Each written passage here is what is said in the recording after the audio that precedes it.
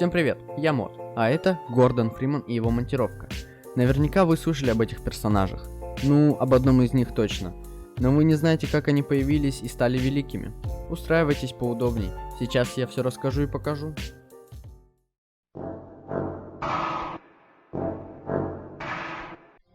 Итак, после 13 лет работы в компании Microsoft, Гейб Ньюэлл совместно с Майком Харрингтоном в 1996 году основывает компанию Valve Software. Гейб набрал штат неопытных разработчиков-фанатов, создающих моды для Quake. Кстати, за основу своего движка Valve лицензировали у ID Software движок Quake, и на его основе был разработан собственный, более прокачанный движок Gold Source, после чего началась полуторагодовая разработка игры Half-Life. При создании игры возник вопрос с издателем. Поначалу компании было трудно найти его. Многие издательские компании считали их проект слишком амбициозным для студии, возглавляемой новичками в игровой индустрии. Но издатель Sierra Online заинтересовалась выпуском журнала 3D Action Games, где упоминалась Half-Life. Особенно Sierra понравилось то, что игра создавалась на основе движка Quake, и она быстро взяла Valve под свое крыло. Для работы над сценарием был приглашен профессиональный писатель-фантаст, великий Марк Уэйдвелл. Игра задумывалась как научно-фантастический трехмерный шутер от первого лица. Гейб и Майк хотели создать нечто похожее на Doom, такое же мрачное творение с потусторонней силой.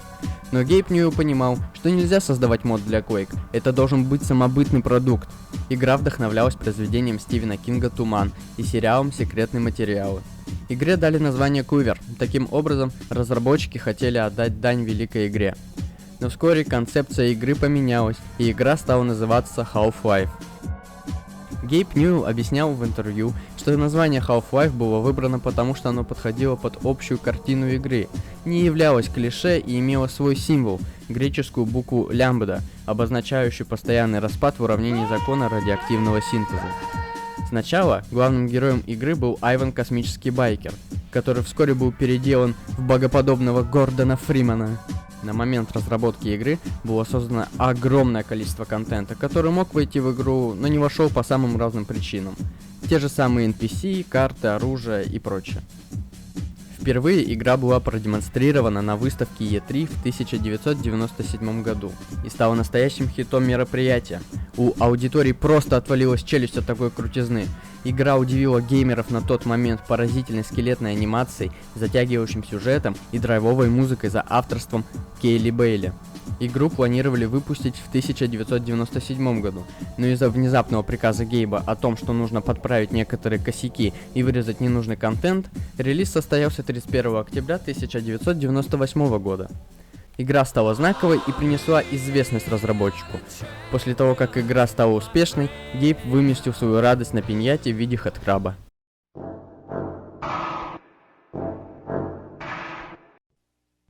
Лаборатория Лямбда, часть исследовательского комплекса Черный Мез, проводила исследования в области телепортации. Они нашли способ открыть портал в пограничный мир Зен, где обнаружили не только новую форму жизни, но и весьма странные кристаллы оранжевого цвета, представляющие научный интерес. Ученые посылали в Зен исследовательские отряды за этими кристаллами, которые с боями отбивали их у коренных обитателей. Действие же игры происходит в недрах горы, расположенной в американском штате Нью-Мексико. Ну, это приблизительно где-то здесь. Именно там по сюжету находится Федеральный исследовательский центр гигантских размеров, ставший местом проведения сверхсекретных исследований. Действующий персонаж игры – молодой, талантливый, умный, перспективный и очень горячий научный сотрудник Гордон Фриман, работающий в лаборатории аномальных материалов. Как только Гордон приезжает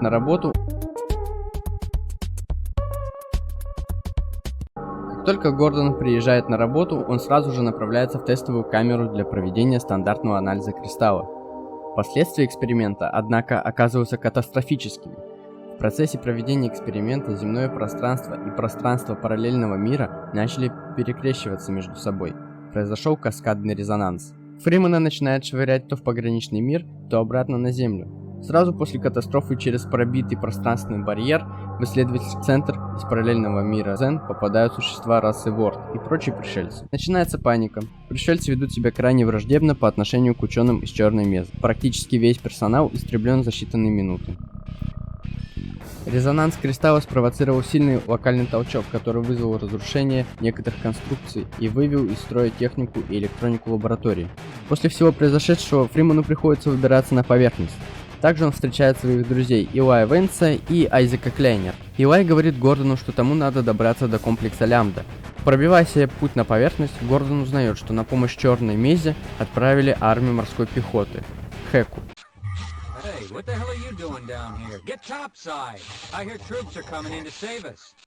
Которые параллельно защищают территорию комплекса и от пришельцев, и от выживших свидетелей. Теперь Фриману придется сражаться не только с пришельцами, но и с армией США.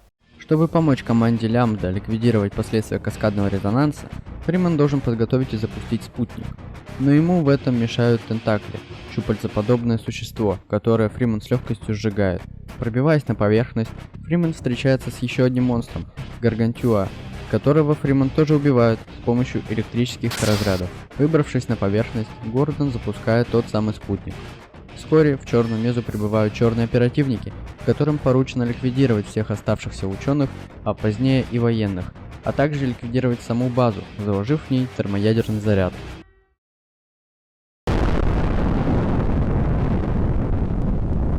Тем временем поверхность становится полем битвы между пришельцами и военными, причем солдаты Хэку проигрывают. Морпехи вызывают подкрепление, но этого все равно недостаточно.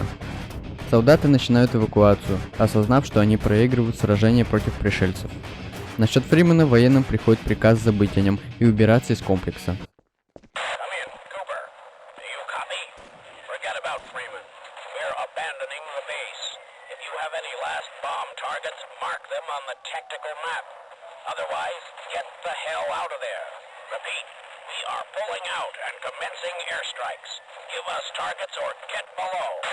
Черная Меза подвергается массированной бомбардировке с воздуха для прикрытия отступления. Между тем Гордон находит и спускается в комплекс Лямбда.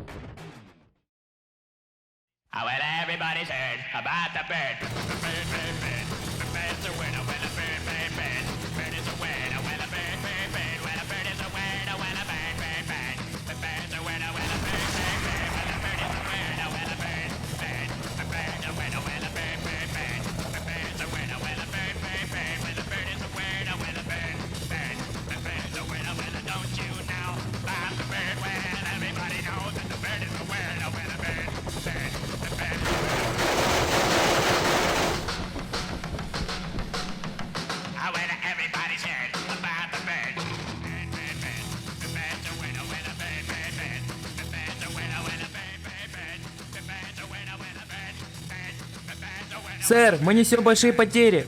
Я знаю, сынок. Пришельцы надвигаются на нас с юга. Солдат с рацией, ко мне!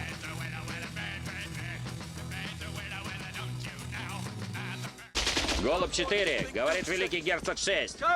Да что за херня? Разбомбить опушку! Вас понял, великий герцог 6. Голубь 13 на связи. Забомби в каменный век, сынок. Конец связи.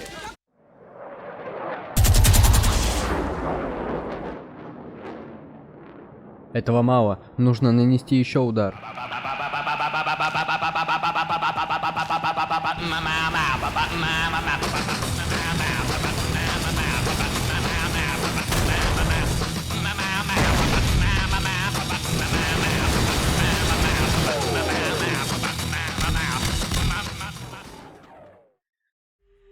Пройдя через лабораторию телепортации и на собственном опыте испытав работу портальной системы, Фриман присоединяется к команде ученых. Он узнает, что атака пришельцев не просто случайный инцидент, а одна большая наступательная операция. Остановить ее невозможно, поскольку какое-то могущественное существо из пограничного мира не дает закрыть межпространственные порталы. Единственный способ закрыть их – устранить существо непосредственно в пограничном мире.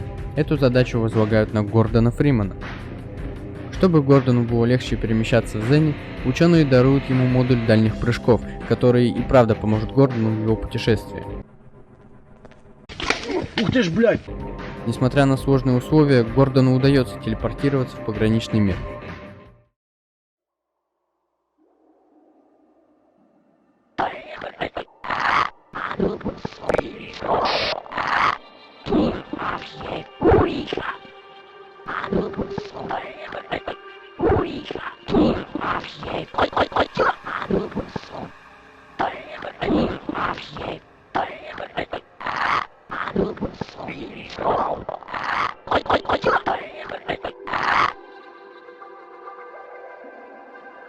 Фриман прибывает в пограничный мир Зен.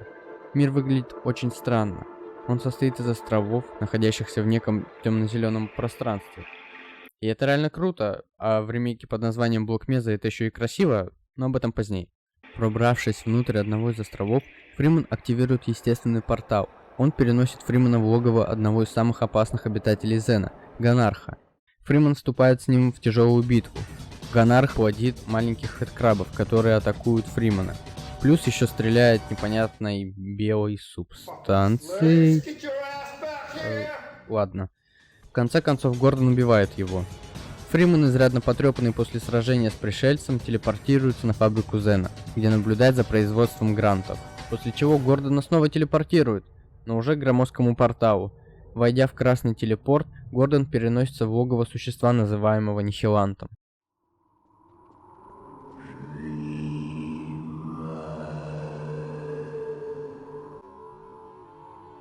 Чтобы победить телепата, Гордону нужно уничтожить 3 кристалла, которые питают щит Нихиланта. Вскоре Фриман пробивает его защитную оболочку головы и убивает его. Нихилант умирает, взлетая вверх и взрывами обрушивая потолок своего логова. Последнее, что видит Гордон, в обрушивающейся пещере вспышка зеленого света, возникающая при телепортации. Когда Гордон приходит в себя, он лицом к лицу встречается с таинственным человеком в синем костюме, Джименом. Джимен наблюдал за Фриманом на протяжении всего пути. Телепортируясь в различные места Зена, Джимен ведет с Фриманом разговор о том, как он был полезен и нужен. В конце концов, Джимен берет Фримана на работу и помещает его в стазис до нужного времени.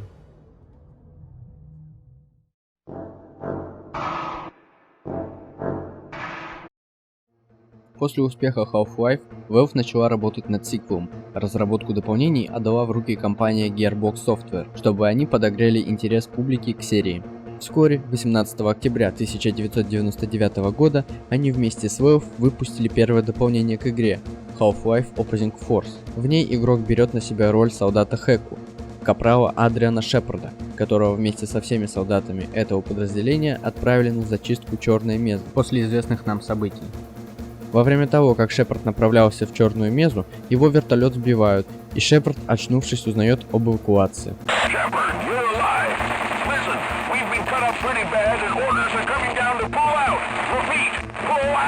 Адриан начинает пробиваться к своим через толпы бабаев разного калибра. Так же, как и за Фриманом, за капралом присматривает Джимен, ведомый своей целью оценить качество Шепарда. Джимен отрезает ему путь к союзникам, и капралу приходится искать другой путь. Пробивая себе путь на поверхность, Шепард сталкивается с расой X, возглавляемой геночервем. Проходя дальше, капрал успевает объединиться и снова разойтись со своими сослуживцами, встретить Гордона Фримана и пощупать в своих ручках телепортационную пушку Блок Меза. До каскадного резонанса две лаборатории соперничали по технологиям телепортации – Блок Меза и Aperture Science. Блок Меза семимильными шагами продвигалась к победе, и ее достижением стала перемещающая пушка. Тем временем Aperture работали над перспективным проектом, в котором участвовал корабль Борей. Но спеша обогнать Черную Мезу в попытке получить грант, они пренебрегли стандартными мерами безопасности, в результате чего произошел мощный выброс энергии, портал захлопнулся, связь с кораблем прекратилась, и он просто исчез с частями сухого дока. И в итоге заработал почти легендарный статус. Впрочем, это уже совсем другая история. Тем временем Капрал забредает в биокупол в секторе Е, где изучались организмы мира Зен, а впоследствии и мира X. По пути он сталкивается с пещерным червем и убивает его. К слову, черные оперативники тоже не отстают от своей цели. На стоянке они на глазах Шепарда активируют термоядерную боеголовку. Но главный герой убивает оперативников и отключает заряд, но вскоре Джимен снова его активирует. Расчищая себе путь, Капрал сталкивается со спрайтами, которые приводят его к мегапорталу. Через некоторое время из него выходит геночервь, глава расы X. Андрейка вступает с ним в битву и выходит победителем. Одолев мегаглиста, Шепард попадает в один из появившихся порталов. Капрал приходит в себя на вертолете, сидя перед Джименом. Мужик, который косплеит Сола Гудмана, говорит, что ему нравятся такие, как Шепард. Он напоминает ему его самого. Также Джимен говорит о маленькой проблеме, которая вот-вот будет устранена. Боеголовка взрывается, и Капрала ослепляет вспышка от взрыва Черной Мезы. Джимен оставляет Шепарда в стазисе, где он не сможет навредить ни себе, ни другим.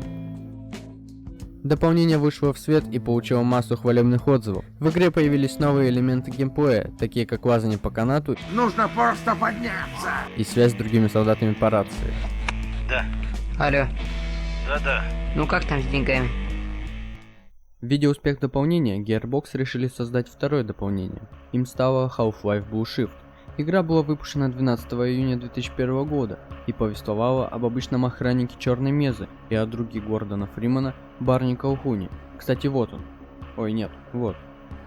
После каскадного резонанса Барни также пытается выбраться из Черной Мезы, но уже не один, а в компании нескольких ученых во главе с доктором Розенбергом. В полном хаосе доктора поймали военные и посадили в товарный вагон, но Барни, как терминатор, освобождает ученого и сопровождает его к коллегам. План Розенберга заключается в том, чтобы отправить Барни в пограничный мир Зен, дабы тот включил устройство контролирования телепортации. Охраннику удается это сделать, и он возвращается обратно к ученым. После возвращения героя из Зена, перед группой встает еще одна проблема. Энергии в батарее хватило только для перемещения Барни в Зен и обратно. Барни по просьбе Розенберга метнулся кабанчиком и зарядил батарею, что дало возможность запустить телепорт. Ученые телепортируются по очереди. Последним из них идет Розенберг, который автоматически настроил портал для Барни. Портал заряжается, в комнату врываются морпехи, а охранника уже и след простыл. Колхуна начинает кидать по разным местам, то в Зен, то в кладовые помещения комплекса. В конце концов, Барни телепортируется на выходе из южного туннеля, где видит, как ученые уже подготовили джип к отправке. В игровом плане игра не привнесла ничего нового. Она короткая и местами скучная, но так же, как и Opposing Force, показала старые события новыми глазами. Маленький успех второго дополнения подтолкнул Gearbox сделать что-то необычное, и они сделали Half-Life Decay. Главной уникальной особенностью Half-Life Decay среди других игр серии Half-Life является совместный режим прохождения игры на разделенном экране. Двое игроков берут на себя управление коллегами Гордона Фримана, Джиной Кросс и Колет Грин. По сюжету девушки под руководством доктора Келлера и Розенберга доставляют образец кристалла Зена и подготавливают антимасс спектрометр для Гордона Фримана. Но как мы знаем, все пошло не так, и девчатам нужно настроить ту самую ракету со спутником и включить смещающий маяк, который может помочь обратить каскадный резонанс. А ну-ка, подай-ка мне ключ на 32. А где он? А где он? Ракету чиним. Джина и Колет включают маяк и отбивают атаку пришельцев. Вторжение на время останавливается, но героини застревают в гармоническом рефлюксе, так же как и Колхун. Но затем телепортируются к доктору Келлеру. Он поздравляет их с успешно выполненным заданием. Дальнейшая судьба девушек неизвестна. Фух, я думаю, получилось неплохо для первого раза. Я старался, так что делитесь мнением в комментариях. Если вам зайдет, то я выпущу вторую часть. Особенно благодарю за вдохновение таких ребят как Хумас, Гатауэйт, Дютя, Тазик 29, Аун, Крипто, Сталкерос, Харвели, а также американских ребят Вок Подкаст и Болексет. Спасибо вам, парни. Все ссылки будут в описании. Спасибо за просмотр. А теперь концовка в стиле Хумаса.